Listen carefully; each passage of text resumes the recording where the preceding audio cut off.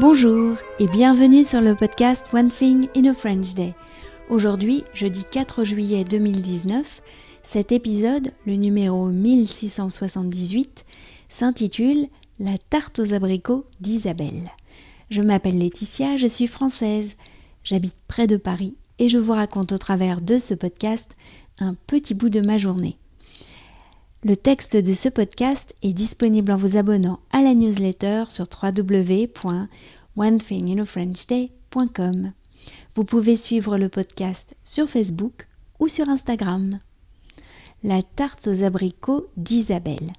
C'est la saison des abricots et j'en mange tous les jours en ce moment. On en voit plus que les fraises ou les cerises. Dans notre famille, nous sommes des fans de la tarte aux abricots. Mes parents en faisaient souvent et Pietro se damnerait pour en manger une. Rien que d'écrire ces mots « tarte aux abricots », et j'ai la saveur acide et le goût de l'abricot cuit mêlé à celui de la pâte brisée qui me viennent à la bouche.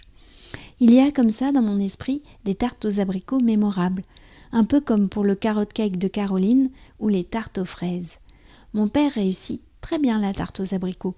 Nous en avons beaucoup mangé lorsque nous étions en vacances à Perros-Guirec, alors que Michaela et Félicia étaient petites.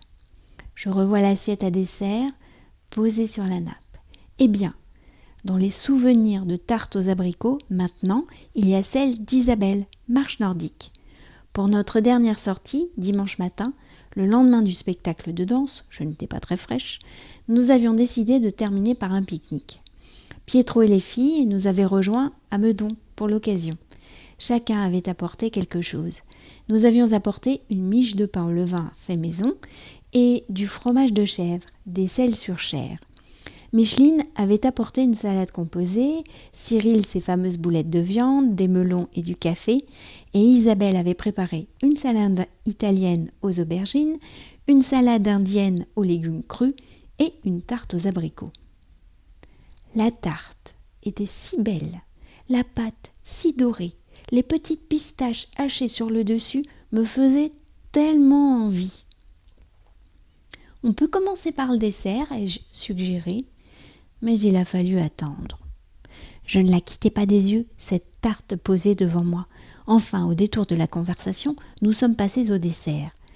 Ah là là, elle était merveilleusement bonne. Les abricots étaient posés à l'envers, en quartier, les pointes légèrement noircies par la cuisson, sur une crème à la pistache goûteuse et peu sucrée. Cette tarte était savoureuse, harmonieuse, extraordinaire. Son souvenir ne me quittera plus. Merci Isabelle. One Thing in a French Day, c'est fini pour aujourd'hui. Vous pourrez retrouver le début du texte de ce podcast ou vous abonner à la newsletter sur www.onethinginafrenchday.com. Si vous avez envie de m'envoyer un message, ce qui me fait toujours très plaisir, voici mon adresse email frenchday@gmail.com. Voilà, nous sommes jeudi. Je vais vous souhaiter de passer un très bon week-end et je vous dis à mardi prochain. Au revoir.